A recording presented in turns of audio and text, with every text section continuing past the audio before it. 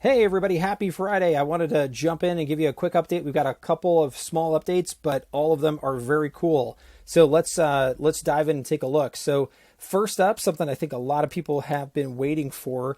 We have updated the contacts section to allow you to do a drip on a small number of contacts.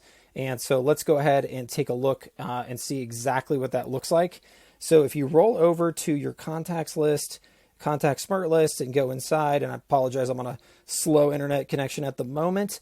What will happen is what this was doing before is, of course, you would see your contacts list, and if you selected enough of them, and I think enough of them was like 100, you could actually get the drip options so that you could actually drip out to your contact list very slowly and do a bunch of other things. But now I think, let's take a look. If I just do this very first person here, and let's say I hit add to campaign, I think I should get the actual drip options. Here we go. Perfect. So, and actually, I take that back. There's actually two updates here. So one is you can now add in drip mode, which of course with one contact is probably not necessarily very useful, although being able to start on a particular time. So these are all the same drip options that were there a minute ago. So, being able to start at a particular time, set the batch quantity, all that good stuff. And, or you can add all at a particular time. So this is kind of useful where it's like, yes, I want to do all of them, but I don't necessarily want to do all of them right now.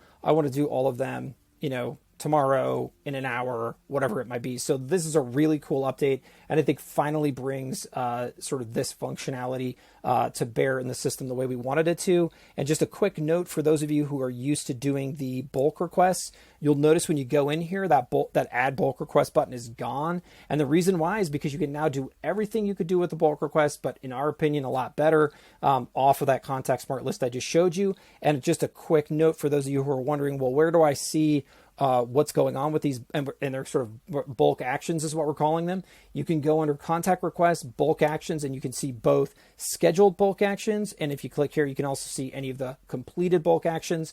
If they're scheduled or in process, you can of course pause them and delete them. So there's all those good stuff. And then you get a lot of stats and so forth. So all kinds of good data there. So anyways, that's sort of update number one. So update number two is the Twilio Caller ID. So let me jump into Twilio real quick and show you what's going on here. I'll be right back.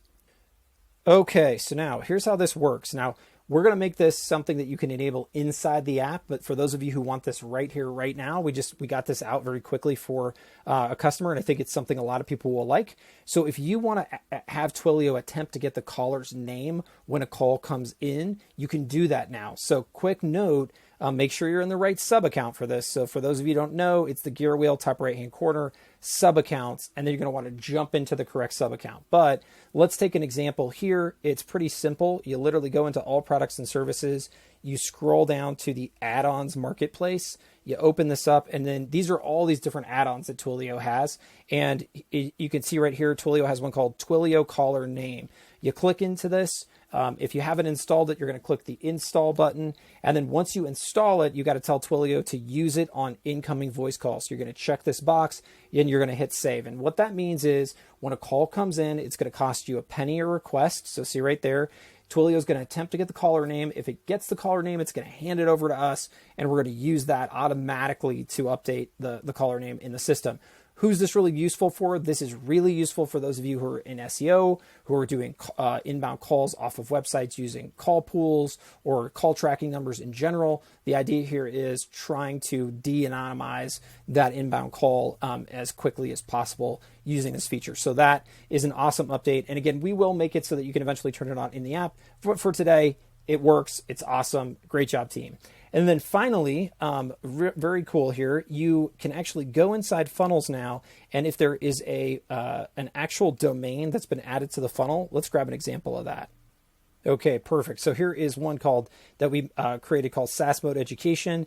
If you go into settings here, you can see that there is a domain attached. You can actually remove that domain from the funnel. And this also should work in websites as well. For those of you who've sort of dealt with this before, sometimes you're like, oh shoot, I didn't really want to put that domain there, or I want to move it or take it out. Now there's an easy way to do that without actually having to delete the domain. Super small change, but awesome, very effective. So sorry, this went a little long, but I hope everybody enjoys those updates, understands what they are, and I hope they bring you a lot of value. And then get ready for even more of this next week. So thanks as always, and I hope you all have a great weekend. Thanks.